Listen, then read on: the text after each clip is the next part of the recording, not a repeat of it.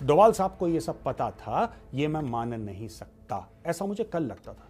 तुम्हारा जो देश है उसके दो टुकड़े कर दिए, उसका बुत टूटे ना टूटे उससे क्या फर्क पड़ता है। 1971 में शेख मुजीबुर रहमान ने डिक्लेयर करा कि ईस्ट पाकिस्तान अब बांग्लादेश बन चुका है। तुम क्या बच्चों वाली बात कर रहे हो। पाकिस्तानियों के गालों पे चप्पल नहीं पड़ते, या अपनी औकात पे नहीं आते। यही कलमा वाला ड्रामा ये लोग कर रहे थे। हमारे जो इस्लामिक भाई हैं, साढ़े ते मुसलमान भरा हैं, इनके भरा ये घुस गए काबुल में, इनके भरा ने मार मार के सुअर बना दिया इनका। ये मेरे वर्ड्स नहीं है, ये शेख हसीना के वर्ड्स हैं कि हमें यहां पे ईसाई देश बनाना है, आप हमारे पाले में आ जाओ। शेख हसीना ने मना कर दिया, सारा मैटर तबाह हो। पाकिस्तान में बड़ी एक हैप्पीनेस, एक बड़ा खुशी का माहौल है पाकिस्तान में ये कह रहे हैं कि साहब ये तो बहुत ही शानदार बात हो गई और बड़ा मजा हो गया, और ओए होए होए होए क्या चीज है यार, जिस बंदे ने पाकिस्तान के हिस्से करे थे उसका बुत तोड़ दिया। तो पाकिस्तानी खुशी मना रहे हैं, बेवकूफ हैं।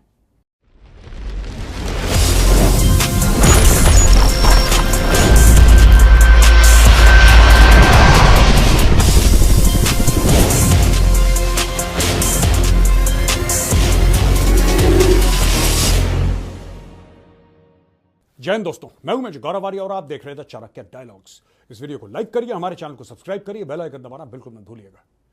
दोस्तों, बड़ी विचित्र बात है, ये बड़ी अजीब सी बात है जो बांग्लादेश में हुआ। आज मैं आपको 4-5 पॉइंट बताता हूं कि अजीब सी बात क्यों है। बांग्लादेश की प्राइम मिनिस्टर जान बचा के भागती हैं क्योंकि भीड़ आ रही है उनको मारने के लिए। वो जाती हैं एक आइसोलेटेड एयरफील्ड में, एक हवाई पट्टी में। वहां से एक हेलीकॉप्टर उड़ता है और वो अगरतला में लैंड होता है। अगरतला में एक इंडियन एयरफोर्स का जहाज उनको मिलता है। जो इंडियन एयरफोर्स का जहाज वहां पे उनको मिलता है वो उनको लेकर आता है डायरेक्टली हिंडन एयरबेस, जो कि गाजियाबाद में है, यानी कि नोएडा के बिल्कुल बगल में। हिंडन एयरबेस में भारत के आने से अजीत डोवाल साहब प्राइम मिनिस्टर शेख हसीना से मिलते हैं। अच्छा, प्राइम मिनिस्टर शेख हसीना से डोवाल साहब वहां पे क्यों मिले, पहली बात यह। दूसरी चीज ये, जब वो बांग्लादेश से भागी हैं वो फौज के हेलीकॉप्टर में भागी हैं। अगर फौज चाहती दोस्तों, बांग्लादेश की फौज चाहती तो उसको हेलीकॉप्टर ना देती और वहीं पे पकड़ लेती। फौज का उनको हेलीकॉप्टर देना, उस हेलीकॉप्टर की परमिशन भारत के एयर स्पेस में घुसने की और अगरतला में लैंड होने की और फिर वहां से जहाज उड़ के दिल्ली आने की और एनएसए के मिलने की, दोस्तों ये बात कुछ मुझे हजम नहीं हो रही। यही बात मैंने आपको ईरान के बारे में भी बोली थी, मुझे हजम नहीं हो रही है। वो बात 48 घंटे के बाद ठीक निकली। मैं फिर बता रहा हूं, मुझे हजम नहीं हो रही। भारत को कुछ ना कुछ तो पता था इस पूरे मैटर में, कुछ ना कुछ पता था यार। ऐसा हो नहीं सकता कि इंटरनेशनल बॉर्डर क्रॉस करके बांग्लादेश आर्मी का सिविलियन हेलीकॉप्टर, चलो एक बार हमने बात समझ ली, राइट। दोस्तों, कम्युनिकेशन होता है और कम्युनिकेशन ये होता है कि बांग्लादेश से एक हेलीकॉप्टर आ रहा है मिलिट्री, हम कहते हैं आने। तो जैसे ही वो इंडियन एयर स्पेस में एंट्री करता है तो हाशिमारा एयरबेस 101 स्क्वाड्रन के 2 रफेल उसके आसपास उड़ना शुरू हो जाते हैं। बीच में हेलीकॉप्टर चल रहा है और यहां पे 2 रफेल चल रहे हैं उसकी सुरक्षा के लिए।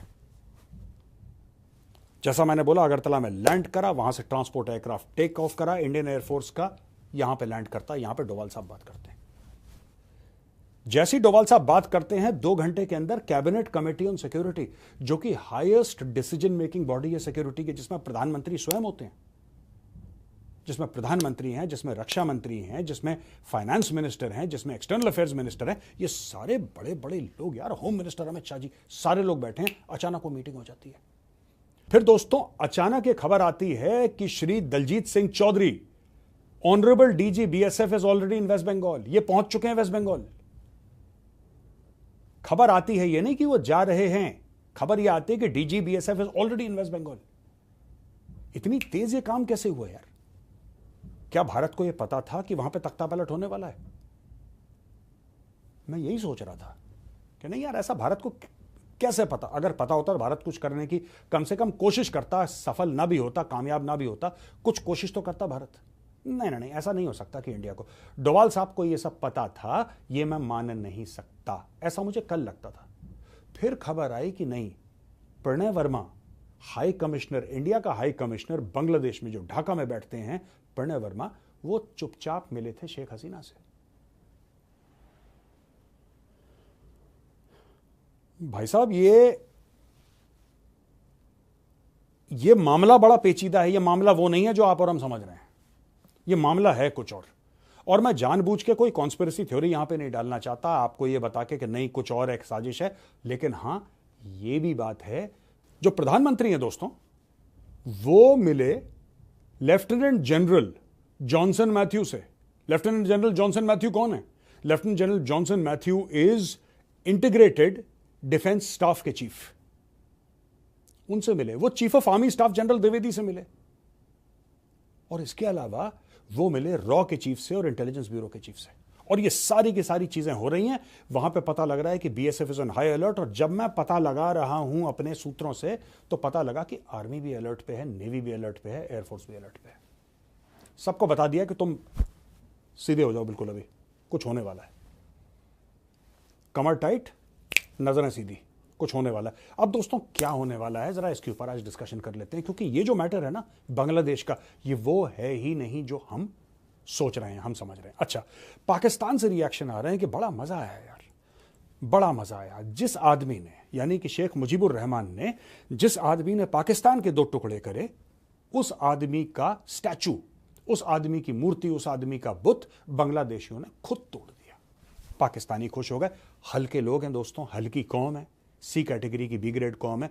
अरे उसके स्टैचू का, उसके बुत का टूटने से तुम्हें क्या फायदा? उसने तुम्हारा मुल्क तोड़ दिया बेवकूफों। तुम्हारा जो देश है उसके 2 टुकड़े कर दिए, उसका बुत टूटे ना टूटे उससे क्या फर्क पड़ता है? उसकी फौज तो पहले उसको धोखा दे चुकी है। तुम्हारे भंगड़ा डालने से क्या फर्क पड़ता है? 1971 में शेख मुजीबुर रहमान ने डिक्लेयर करा कि ईस्ट पाकिस्तान अब बांग्लादेश बन चुका है। 71 में और 75 में उसी की फौज ने उसकी हत्या कर दी, उसका मर्डर कर दिया। 1975 यानी कि आजादी के 4 साल के बाद उसी की फौज ने उसी का कत्ल कर दिया। यार तुम क्या बच्चों वाली बात कर रहे हो पाकिस्तानी? और बड़े ट्विटर पे जाकर बड़ा शेर बन रहे हैं कि ये हो गया और ऐसा हो गया और हमारा उनके साथ रिश्ता है कलमा वाला। जब तक पाकिस्तानियों के गालों पे चप्पल नहीं पड़ते, ये अपनी औकात पे नहीं आते। यही कलमा वाला ड्रामा ये लोग कर रहे थे जब अफगानिस्तान के अंदर तालिबान घुसे थे। यही पाकिस्तानी थे, यही पाकिस्तानी पंजाबी, यही मोटे लाहौरी, यही अपनी ऐसी की तैसी करवा रहे थे दोस्तों, जब ये कह रहे थे ओहो हो, वो भी अगस्त का महीना था, दैट वाज 15 अगस्त, ठीक है जी। ओहो बड़ा मजा आया, हमारे जो इस्लामिक भाई हैं, साढ़े ते मुसलमान भरा हैं, इनके भरा ये घुस गए काबुल में, इनके भरा, इनको बड़ा मजा आ रहा था कि हमारे भरा काबुल घुस गए। भरा ने मार मार के सुअर बना दिया इनका। और यही बांग्लादेश से, देखो मैं आपको बताता हूं दोस्तों, इसमें कई सारी स्टोरियां हैं बीच में, कई सारी स्टोरियां। भारत को क्या करना चाहिए मैं आपको बताऊंगा, लेकिन सबसे पहले हमने कल डिस्कस करा था चाइना का रोल। हमने मोंगला पोर्ट के बारे में बात करी थी, हमने तीस्ता रिवर के बारे में बात करी थी। कुछ समय पहले, 1-1.5-2 महीना पहले, शेख हसीना को पता था कि कुछ गड़बड़ हो रहा है। और दोस्तों इसमें अमेरिका का भी हाथ है। कहते हैं गोरा बंदा आया मेरे पास। अच्छा, ये 2 महीने पहले, 1.5 महीने पहले बता रही है Sheikh Hasina. She is saying about 1.5-2 months back, she is saying this and she says कि गोरा बंदा आया था और उसने बोला कि म्यांमार से कुछ जमीन लेंगे, कुछ हम बांग्लादेश से लेंगे और यहां पे हमें एक क्रिश्चियन कंट्री बनानी है। ये मेरे वर्ड्स नहीं है, ये शेख हसीना के वर्ड्स हैं कि हमें यहां पे ईसाई देश बनाना है। वो काहे के लिए बनाना है भाई? वो कौन था गोरा? शेख हसीना ने नहीं बताया। उसने ये बता दिया गोरा था, और गोरे ने यहां तक बोला है शेख हसीना को कि मैडम प्राइम मिनिस्टर आप हां बोल दो तो आपके चुनाव में और आपके रूलिंग में, इस पूरी प्रक्रिया में कोई नुकसान नहीं होगा आपको, आप सेफ हो, आप चिंता मत करो, आप हमारे पाले में आ जाओ। शेख हसीना ने मना कर दिया, सारा मैटर तबाह हो गया, सारा मैटर तबाह हो गया दोस्तों।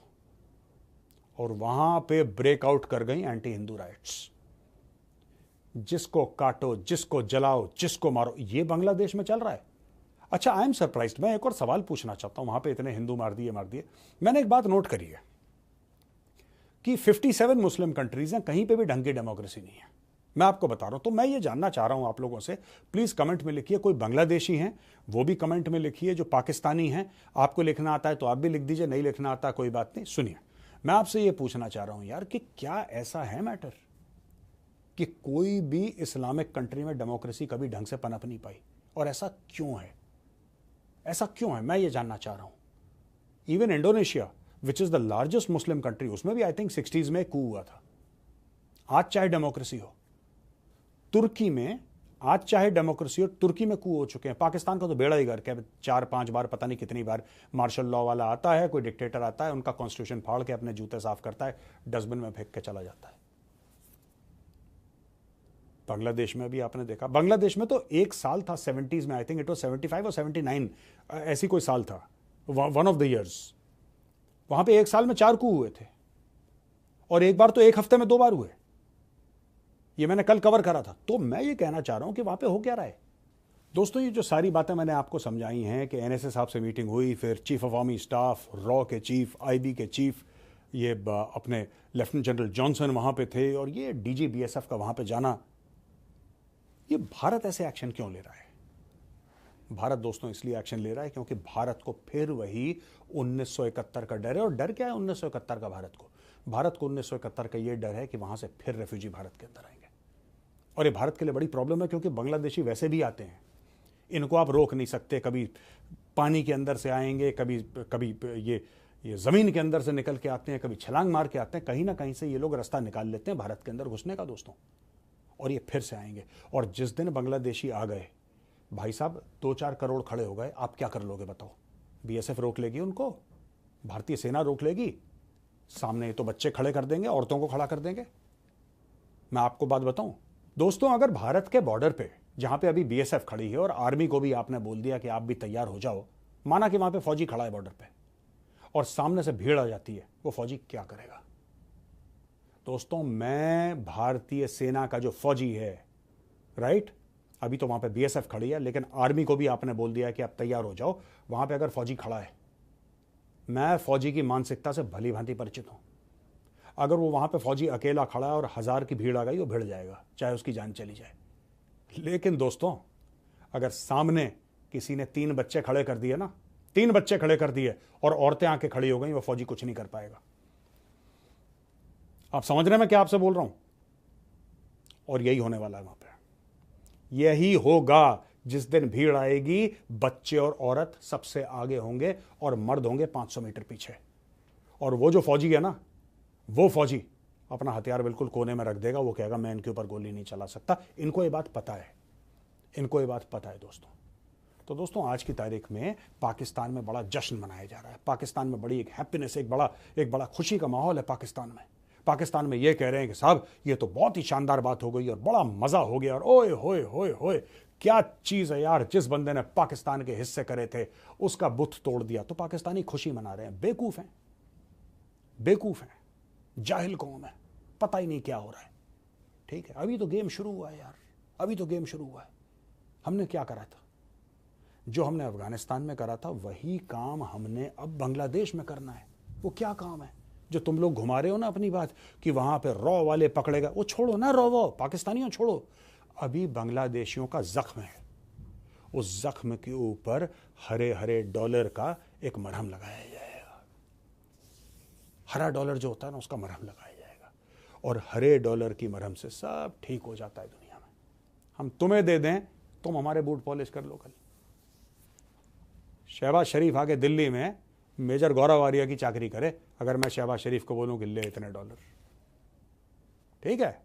बांग्लादेशियों का थोड़ा सा अलग मामला है। They are whatever differences of opinion I might have with the Bangladeshis, right, they are far far better than Pakistanis. अभी डॉलर का मरहम लगेगा, अभी पूरी बातचीत होगी, मैटर सेटल हो जाएगा। अफगानिस्तान का हो गया ना, ये भी सेटल हो जाएगा। अफगानिस्तान के साथ तो हमारा बॉर्डर ही नहीं है भाई, we don't have any border with Afghanistan yet.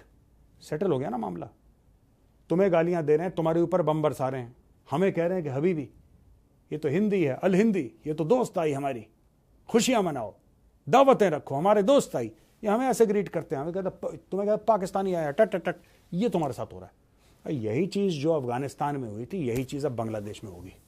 तुम देख लेना, एंड में जीतेगा इंडिया। जो तुम खुशियां मना रहे हो, ये तुम्हारी लाहौरियों की हालत है, तुम मना लो खुशियां। दोस्तों, अब लेते हैं सवाल और जवाब। ये सवाल है प्रफुल्ल गमारे का ये कह रहे हैं साहब, many experts in India believe that the current situation in Bangladesh shows the radical extremist will take over the country, considering future aggressions against India is the right time to expand chicken neck Siliguri. बिल्कुल यार, बिल्कुल कर दो एक बार। मैं बता रहा हूं आपको, हम लोग बहुत सोचते हैं धीरे धीरे धीरे धीरे, वो इंडियन माइंडसेट है, धीरे धीरे। बिल्कुल सिलीगुड़ी कॉरिडोर, चिकन विकन नेक बढ़ाओ, कुछ नहीं करेंगे, कुछ नहीं करेगा कोई, कुछ नहीं करेगा कोई, कुछ कर ही नहीं सकता। बढ़ा दो एक बार, कर दो एक बार, बाद में देख लेंगे। हाँ, सब हो जाता है यार। वीर भोगे वसुंधरा, राजपुताना राइफल्स का मोटो है ये, वीर भोगे वसुंधरा। कर दो एक बार। Jaideep Singh, Sheikh Hasina fled from Bangladesh as we have now relations worsening with China and finally she has resigned. Now India's land border is surrounded by Chinese puppet government from all sides. Recently Pakistan Air Force started training in China with stealth fighter jets, so point 5 front in India can activate anytime with war coming, and how can we fight and win this war?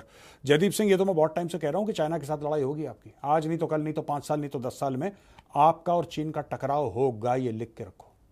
इसलिए बहुत ज़रूरी है, इसीलिए बहुत ज़रूरी है कि जो 1.9 पे हम लोग अटके हुए हैं ना जीडीपी के, बजट, मेक इट 3.5। मैं बता रहा हूं आपको, 3.5 का बजट आप रखिए, और अगर बहुत ज़्यादा आपको लग रहा है कि नहीं बिल्कुल तवज्जो देनी देनी है आपको फौज को, तो 4% भी करो, कोई दिक्कत नहीं है। आपको करना पड़ेगा। आप टाल दो इसको, कोई बात नहीं, आप टाल सकते हो तो टाल दो, लेकिन इससे होने जाने वाला कुछ नहीं है, नुकसान देश का ही है। इसीलिए ये लड़ाई होगी। बात सिर्फ ये नहीं है कि अब बांग्लादेश से भी सराउंडेड है, इससे भी सराउंडेड है। बात यह है कि आपकी लड़ाई होगी, और आपकी लड़ाई चीन से होगी, और आज नहीं तो कल, नहीं तो 5 साल के बाद होगी होगी, ये बात तय है। तीसरा सवाल है आर सचिन का, ये कह रहे हैं मेरा सवाल है कि हम एवैक्स क्यों नहीं ऐड कर रहे, airborne warning and control systems की शायद बात कर रहे हैं। We have our own technology of Netra and still we have only 5 well Pak have 9। Don't you think Pak is preparing for? यार देखो ना, ऐसी बात नहीं है, आप लोग को ना ऐसी गलत डेटा आप लोग, ये पाक हैज़ 9, ये सब पुराने जहाज़ों पे छतरी वतरी लगा के चाइना इनको देता रहता है। पाकिस्तान के पास $500,000 नहीं है कि अपनी सर्विसिंग करवा ले। आप कह रहे हो उन्होंने 9 एवैक्स, ओ भैया पुरानी चाइनीज टेक्नोलॉजी है, फूकी पुरानी, don't take it seriously. We are making the best in class stuff. हम में और पाकिस्तान में ज़मीन आसमान का फ़र्क है, वो हमारे सामने भिखारी भी नहीं है। I am being very honest, मैं मजाक नहीं उड़ा रहा किसी देश की, जबकि पाकिस्तानी चाहते हैं मैं उनकी मजाक उड़ाऊँ। I am not making fun of them, I am actually telling you, ये सिर्फ गिनती के 9 होंगे पाकिस्तान के, actually they are not even 1 और 2 प्रॉपर। इनका बेड़ा गर्क है यार, इनको चाइना सपोर्ट ना करे, इनके पास छतरी नहीं है बारिश से बचने के लिए। क्या बात कर दी आपने। दोस्तों यहाँ पे वीडियो खत्म होता है, अगर पसंद आए तो उस वीडियो को लाइक जरूर करिएगा, हमारे चैनल को सब्सक्राइब करिए, बेल आइकन दबाना बिल्कुल मत भूलिएगा। जय हिंद, वंदे मातरम, भारत माता की जय।